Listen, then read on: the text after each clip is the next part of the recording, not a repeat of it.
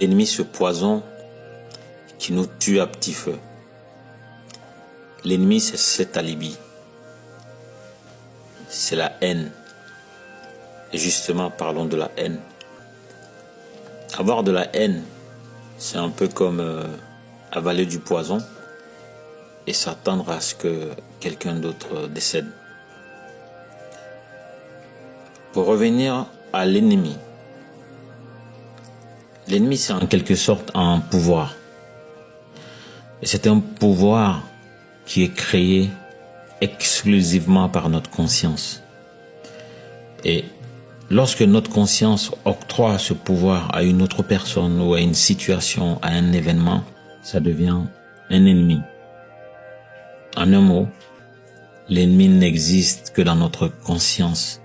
Et nous pouvons décider à tout moment de détruire cet ennemi sans faire de mal à qui que ce soit. Et cette conscience intègre notre système de croyance.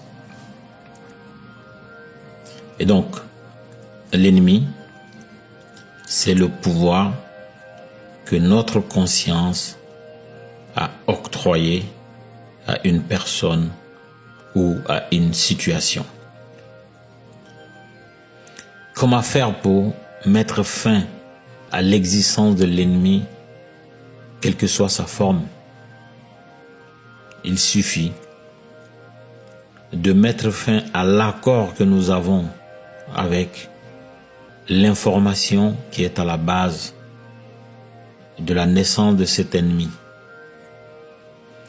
Si nous cessons de croire à l'information qui a généré dans notre conscience la présence de l'ennemi, nous retirons le pouvoir qui lui permet d'exister.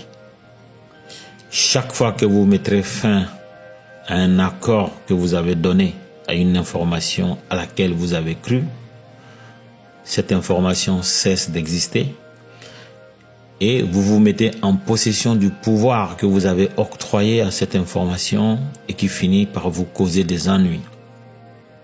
C'est exactement le même procédé avec l'ennemi. L'ennemi existe parce que nous avons donné un pouvoir, notre conscience a donné un pouvoir à une personne ou à une situation. Retirer ce pouvoir met fin à l'existence de l'ennemi. Cependant, c'est un véritable travail. C'est un travail de la pensée.